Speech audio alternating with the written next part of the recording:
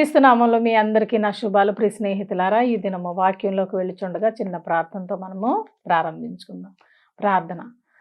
పరిశుద్ధమైన తండ్రి, పరిశుద్ధమైన ప్రభువా, నీ నామానికి లెక్కలేని స్తుతులు స్తోత్రాలు. మరి ఈ దినము కీర్తన 70వ కీర్తన మేము ధ్యానం చేస్తూ నిన్ను స్తుతించుచుండగా ప్రభా, వాక్యం ద్వారా మీరు మాతో మాట్లాడండి. ఇక్కడ వీక్షిస్తున్న ప్రతి ఒక్కరిని దీవించండి. వాక్యం విన్న ప్రతి ఒక్కరిపై నీ ఆశీర్వాదాలు కుమ్మరించండి. ముఖ్యంగా నా నోటిని బోరగా చేసుకొని మరి ఈ వాక్యంను ఆది నుంచి అంతం వరకు దీవించి ఆశీర్వదించమని నా ప్రభువైన యేసుక్రీస్తు నామములో వేడుకొని ప్రార్థించుకుంటున్నాం తండ్రి, ఆమేన్. ప్రియ స్నేహితులారా, ఈ దినము కీర్తన 70 అధ్యాయము మనం ఈరోజు ధ్యానిద్దాం. చూడండి, ఇక్కడ మరి దావీదు ఎలా ఉన్నాడంటే చాలా దేవుణ్ణి బ్రతిమాలుకుంటున్నాడు. తొందరగా దేవా, నువ్వు నాకు సహాయము చెయ్యి, నన్ను విడిపించు, త్వరపడి రా, నాకు సహాయము చెయ్యి, దయచేసి ఆలస్యం చెయ్యకు ప్రవ్వా అని ఎంత కంగారుగా ప్రార్థన చేస్తున్నాడంటే, ఆయనకి ప్రార్థన ఇప్పుడు చెప్పాలంటే ఒక బానిసలాగా దేవుని దగ్గర అంగలారుస్తున్నాడు. ఈ కీర్తనలో సహాయం చేయమని ప్రవ్వా, త్వరపడి రా, నాకు సహాయం చెయ్యి, దయచేసి రమ్ము అని నన్ను విడిపించు, నా ప్రాణం తీయుగోరు వారు మరి సిగ్గుపడాలి, అవమానం పడాలి, నువ్వు నా కొరకు మరి సహాయం చెయ్యి అని అంగలారుస్తున్నాడు. ప్రియ స్నేహితులారా, మత్తయి సువార్త 14వ అధ్యాయము 30వ వచనంలో వాక్యం ఈ విధంగా ఉంది. గాలిని చూచి భయపడి మునిగిపోసాగి ప్రభువా, నన్ను రక్షించమని కేకలు వేశాను. వెంటనే యేసు చేయి చాపి అతనిని పట్టుకొని, అల్పవిశ్వాసి, ఎందుకు సందేహపడితివి అని అతనితో చెప్పాను. ఈ వృత్తాంతం ఎక్కడ? పేతురు గురించిన వాక్యము. చూడండి, పేతురు కూడా ఆ దినము మరి మునిగిపోతూ, చూడండి ఇక్కడ దేవుని చూసి ఫస్ట్ భయపడి పేతురు అన్నాడు, ప్రవ్వా, నేను కూడా నీకులా నడవాలి అని అన్నాడు. అయితే సరే నడువు అన్నారు. అయితే పేతురు యేసు ప్రభు వారిని చూస్తూ నడిచినప్పుడు చక్కగా నీటి మీద నడిచాడు. ఎప్పుడైతే నీటిని చూశాడో తను భయపడిపోయి, నన్ను రక్షించు ప్రభువా అని కేకలు వేశాడు. ఇక్కడ కూడా దావీదు దేవుని వైపు చూస్తున్నాడు, కానీ శ్రమల గురించి భయపడుతున్నాడు. తనకి ఆపదలో ఉన్నాడు కదా, ఆపదల గురించి బాగా దిగులు చెంది, ప్రభువా పరిగెత్తుకురా, త్వరగా రా అని ఒక మానవ స్వభావం ఎలాగా యాచిస్తుందో సహాయం కొరకు, అలాగే దీనుని వలె దేవుని దగ్గర గోజాడుతున్నాడు. కానీ దేవుడు ఏమంటున్నాడు ఇక్కడ వాక్యంలో? అల్ప విశ్వాసి, ఎందుకు సందేహపడుతుంది అని చెప్పాను. చూడండి ప్రియ స్నేహితులారా, శ్రమలు అనేవి వస్తాయి. ఆ శ్రమల్ని ఆపడం ఎవరి తరము కాదు. శ్రమలు వస్తాయి. శ్రమలు తప్పించుకోవడానికి, దేవుని సహాయం పొందడానికి మనం సిద్ధంగా ఉండాలి. దేవుడు మన సహాయం చేసి మనల్ని శ్రమల నుంచి తప్పిస్తాడనే సత్యాన్ని కూడా మనము గ్రహించాలి. ఎప్పుడైతే నీటి వైపు చూశాడో పేతురు వణుకుపోయాడు, కానీ వెంటనే దేవుడు అతన్ని రక్షించాడు. చూడండి ప్రియ స్నేహితులారా, మనము క్రీస్తు వలె ఉండాలని ప్రయత్నిస్తాం, కానీ ఈ లోకంలో ఉన్న శ్రమలు బట్టి కృంగిపోతూ ఉంటాం. ప్రభువా అని కేకలు వేస్తూ ఉంటాం. కానీ దేవుడు నమ్మితే ఎందుకంత కంగారు పడతావు, నేను ఉన్నాను కదా నీకోసం అని దేవుడు మనకి ధైర్యాన్ని దయచేస్తున్నాడు.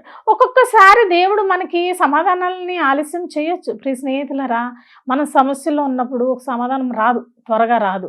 దాన్ని బట్టి మనం ఏమనుకుంటామో, దేవుడు నన్ను విడిచిపెట్టేశాడు, నా పరిస్థితులు మారట్లేదు, అగమ్య గోచరంగా మారినవి, నాకు సహాయం చేయట్లేదు, సరైన సమయంలో దేవుడు నాకు సహాయం చేయట్లేదు అని మనం దేవుని వైపు తిరుగుతాము. హెబ్రీకి రాసిన పత్రిక 4వ అధ్యాయం 16వ వచనంలో ఈ విధంగా ఉంది. గనుక మనము కనికరింపబడి సమయోచితమైన సహాయం కొరకు కృప పొందున్నట్లు ధైర్యముతో కృపాసనమునొద్దకు చేరుదాము. హల్లెలూయా.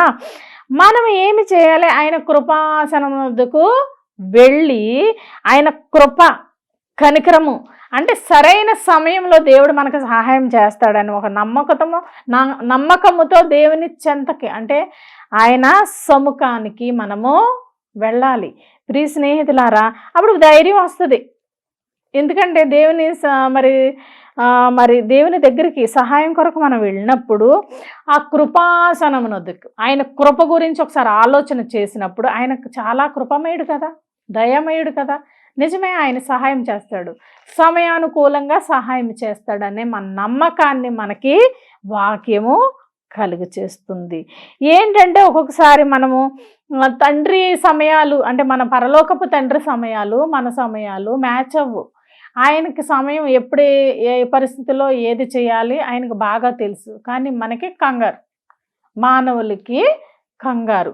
ఈ మానవులు పడే కంగారుకి దేవుడు ఏమి కంగారు పడడు. ఆయన ఎప్పుడు చేయాలో అప్పుడే సహాయం చేస్తాడు. ప్రియ స్నేహితులారా, కాబట్టి నేనైనా మీరైనా మనం చేసి పని ఇదొక్కటే.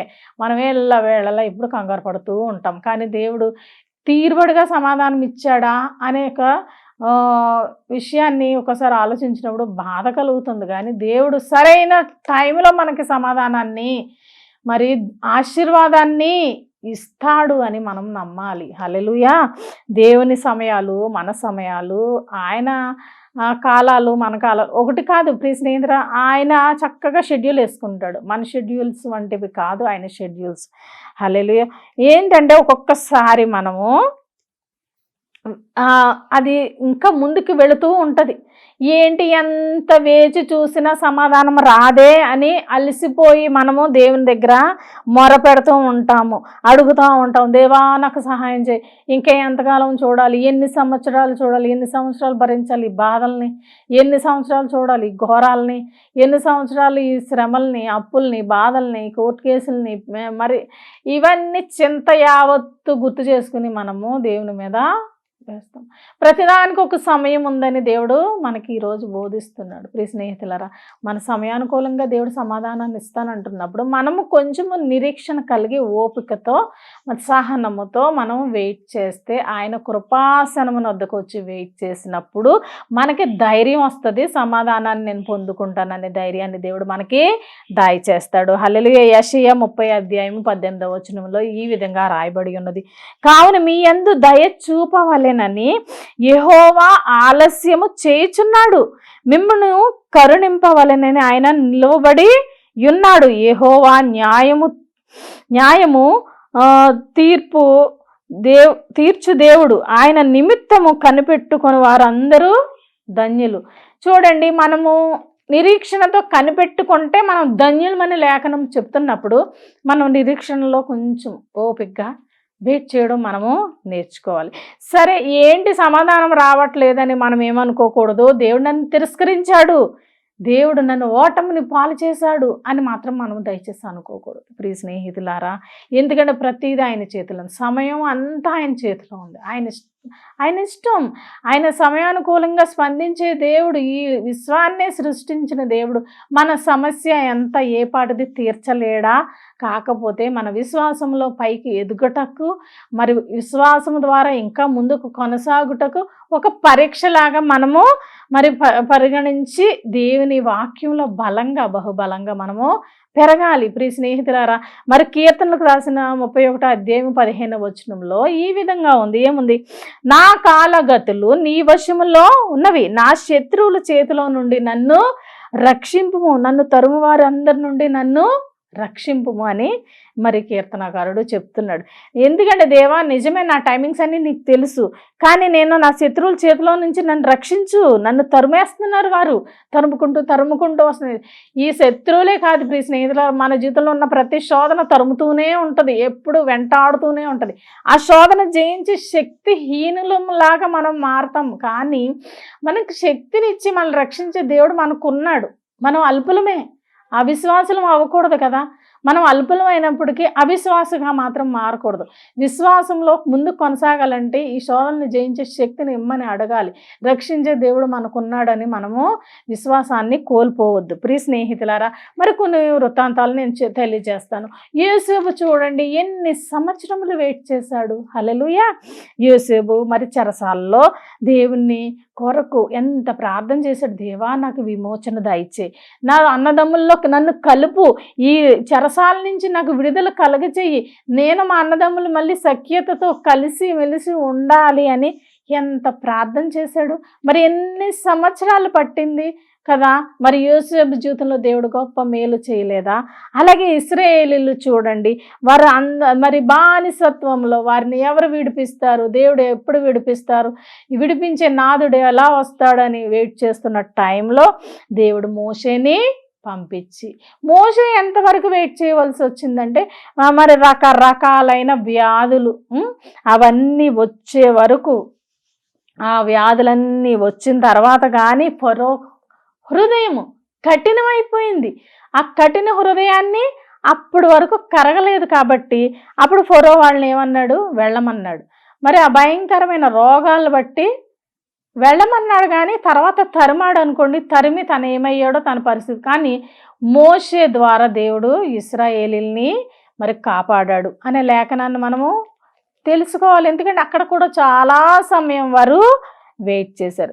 యెహోషువ గురించి చూద్దాము. యెహోషువ కాలేబ్ ఏం చేశారు? 40 సంవత్సరాలు వారికి ఉన్న మరి దాన్ని ప్రామిస్ని వారు మరి తెచ్చుకోవడానికి, స్వీకరించడానికి 40 సంవత్సరాలు వెయిట్ చేయవలసి వచ్చింది. అది పొందుకోవడానికి వారు ఏమి చేశారు? నిరీక్షణ కలిగి ఉంటే దేవుడు తప్పకుండా సహాయం చేస్తాడు. నిజంగా దావీదు కూడా సింహాసనం కోసం ఎంతో వెయిట్ చేశాడు. ప్రియ స్నేహితులారా, మార్తా మరి మరియా మార్తా ఏం చేశారు? మరి దేవుని కొరకు అలా వెయిట్ చేస్తూ ఉన్నారు. ఎందుకు? మరి దేవుడు రావాలి, యేసు ప్రభు రావాలి, తన తమ్ముడు చనిపోయాడు కూడా, అంతవరకు వెయిట్ చేయవలసి వచ్చింది. కానీ దేవుడు వచ్చాడు, తన తమ్ముడిని దేవుడు మరలా ప్రాణంతో లాజరుని లేపాడు. ప్రియ స్నేహితులారా, మనం ఎంతో కంగారు పడిపోతూ ఉంటాం. యోహాను సువార్త 11వ అధ్యాయంలో చెప్పిన మనం ఎంతో కంగారు పడిపోతాం. కానీ దేవుని కాల పట్టికలో, కాల కార్యక్రమంలో మన కాల పట్టిక దేవునిది ఒకటి కాదు. ప్రియ స్నేహితులారా, దేవుడు ఎప్పుడైనా సరే ఒకరోజు ఆలస్యమైన మనకు సహాయం చేసే దేవుడే కానీ మనల్ని విడిచిపెట్టే దేవుడు కాదు, మనల్ని రక్షించే దేవుడు ఆయన. చూడండి, ఈ దినము మనం ఈ వాక్యం ద్వారా ఏం తెలుసుకున్నామంటే, మనకు ఒక్కొక్కసారి శ్రమలు వచ్చినప్పుడు, శోధనలు వచ్చినప్పుడు మనం ఏమనుకుంటాము? సహాయం ఎక్కడి నుంచి వస్తుంది, ఎప్పుడు వస్తుంది, దేవుడు ఇంకెంత సమయం తీసుకుంటాడని ఓర్పుతో సహనంతో ఉంటే, ఓర్పు సహనాన్ని కూడా కోల్పోయే అంత నిరీక్షణ మనము కలిగి ఉండాలని మరలా దేవుడు మనకు బోధిస్తూ ఉంటాడు. సంవత్సరాలు గతించిపోతాయి. 40 సంవత్సరాలు అంటే మాటలా ప్రియ స్నేహితులారా? మనం అన్ని సంవత్సరాలు ఉండగలమా? మనకైతే ఇంకా చాలా త్వరగానే ఆ సమాధానాన్ని దయచేస్తున్నాడని నేను అనుకుంటున్నాను. కాబట్టి ప్రియ స్నేహితులారా, ఆలస్యం అయినప్పటికీ దేవుడు మనం రక్షించే దేవుడు, దేవుడు మనకు సహాయం చేసే దేవుడు, సమాధానాన్ని ఇచ్చే దేవుడు, గొప్ప ఆశీర్వాదాలతో నిన్ను నన్ను దీవించే దేవుడు. కాబట్టి వాక్యాన్ని విశ్వసించండి. దేవుడు మీ జీవితంలో గొప్ప కార్యములు చేయాలని కోరుకుంటూ ఈ చిన్న వర్తమానంలో చిన్న ప్రార్థనతో ముగించుకుందాం. ప్రార్థన. పరిశుద్ధమైన తండ్రి, పరిశుద్ధమైన ప్రభువా, నీ నామానికి లెక్కలేని స్తుతులు స్తోత్రాలు ప్రభువా. వాక్యం ద్వారా నువ్వు మాట్లాడావు. నువ్వు సమయం మరి ఎక్కువైనా ఆలస్యమైనా ఏమైనప్పటికీ నేను నీకు సహాయం చేస్తాను, నేను నిన్ను రక్షిస్తాను, కృపలతో నిన్ను నింపుతాను, ఆశీర్వాదాలతో నింపుతానన్న గొప్ప దేవా నీకు వందనాలు. వాక్యం విన్న ప్రతి ఒక్కరిని దీవించి ఆశీర్వదించమని నా ప్రభువైన యేసుక్రీస్తు నామంలో వేడుకొని ప్రార్థించుకొంచున్నాం తండ్రి. ఆమేన్.